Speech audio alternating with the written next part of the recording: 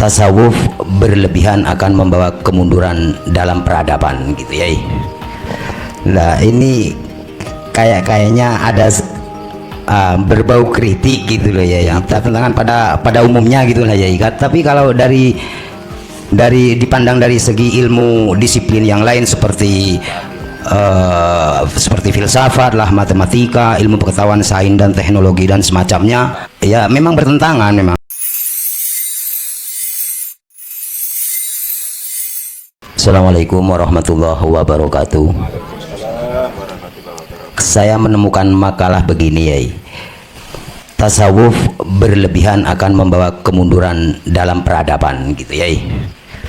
Nah ini kayaknya ada berbau kritik gitu loh ya. Tapi saya mohon maaf sebagai santri jenengan, saya terus terang tidak berani ya untuk mengkritik jenengan, karena bagaimanapun dalam tradisi kita di NU itu pasti kualat ya. Nah yang saya tanyakan, makalah ini kayak bertentangan, ada apa ya, bertentangan pada umumnya gitu lah ya. Tapi kalau dari dipandang dari segi ilmu disiplin yang lain seperti filsafat lah, matematika, ilmu pengetahuan sains dan teknologi dan semacamnya, ya memang bertentangan memang kayaknya. Tapi kalau dari sisi lain saya juga membaca sejarah seperti Jabir Ibnu Qayyum tuh juga penemu ahli kimia ya, gitu loh. Tapi bermuara pada tasawuf terakhirnya itu ya. Seperti yang digelari Hujjatul Ghazali itu kuasai sama beliaunya itu. Tapi beliaunya juga berujung di tasawuf juga. Gimana ini ya? Assalamualaikum warahmatullahi wabarakatuh. Waalaikumsalam warahmatullahi wabarakatuh. Itulah proses memang innalillahi wa inna ilaihi rajiun. Semua ahli kitab, semua ahli ilmu, kalau betul-betul dia itu tidak berhenti di dalam keilmuannya, maka muaranya nanti dia akan kembali ke tasawuf. Sebab di dalam tasawuf hanya tasawuf ajalah yang mendidik dan mengajarkan roh ini bisa kembali pada Allah. Memang betul kemunduran atas keberadaban. Intinya balik dari kuno maneh. Asli kembali ke asal kita. Makanya sampai tinggalilah ulama-ulama yang tidak berhenti dalam ilmunya. Saya suwe kak koyoke berlaku zaman kuno, nggak aneh-aneh. Karena apa? Karena dia tidak mau terpengaruh dengan kebiarin zaman, kebiarin dunia. Niku pada umumnya memang seperti itu. Loh Pak, mohon maaf, kalau sudah ngaji dengan saya itu nggak ada kualat. Sing malati ikut cuman Allah. Empun dikembalikan pada teori di dalam ilmu dasar, ilmu di bawah ilmu tasawuf. Jangan sampean pada sini Quran lah. Tidak ada satupun selain Allah iku sing malati. Nggak ada yang malati. Bahkan Rasulullah sendiri loh, Rasul sendiri mengatakan, Kul lillahi syafa'atu jami'an. Rasulullah disuruh untuk berbicara oleh Allah. Bicara apa? Lillahi syafa'atu jami'an.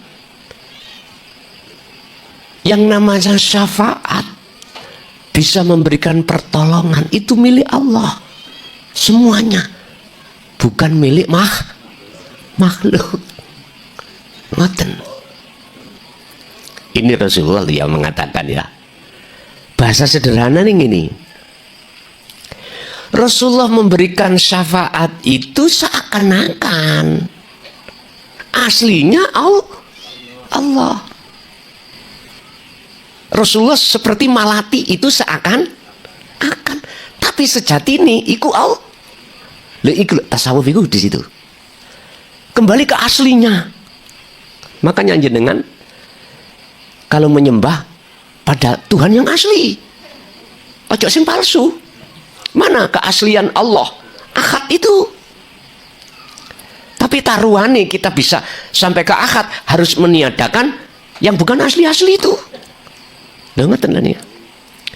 Mungkin dalam ayat lain terkait masalah petunjuk.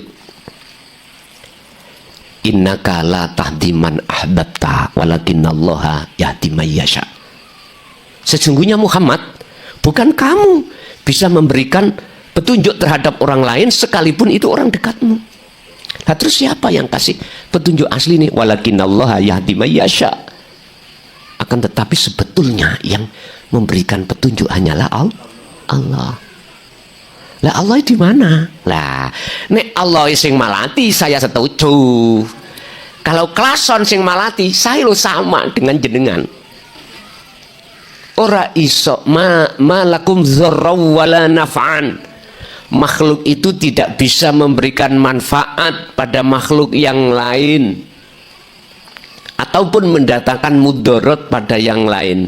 Oke, sering saya sebut begini gambaran. Wes iki lho Pak, asli ini kita seperti korean dengan rokok. Saged bisakah korean iki ujug-ujug iso nyumet dhewe ning rokok? Tidak bisa. Olehnya terjadi bisa illa billah. Lah niki le. Oleh sebab itu janganlah kau memandang bersaksi terhadap makhluknya. Bersaksilah sing malati iku urip. Lah inilah tujuan tasawuf itu meluruskan. Ben bener iman sampeyan yang kata Rasulullah disebut ihsan. Ihsan itu bagus, bener. Jadi memang ngoten Pak. Cara alurnya gitu.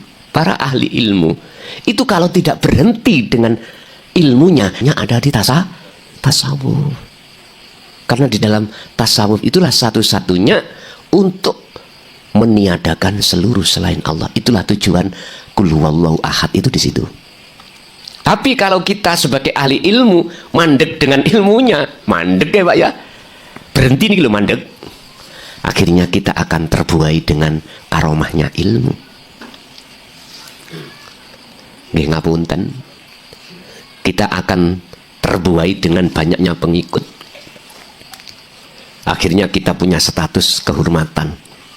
Kalau masih berhenti di situ, akhirnya sampean kali kula gila dengan kehormatan. Wis, nggak ada kemajuannya. Kalau bahasa saya nggak ada mundure nang asal nih loh maksud kula. Tapi memang betul makalah jenengan wau, orang-orang yang terus menerus sampai pada muaranya tasawuf iku kok ya kemunduran keberadab memang ngoten, artinya kembali ke kuno begitu.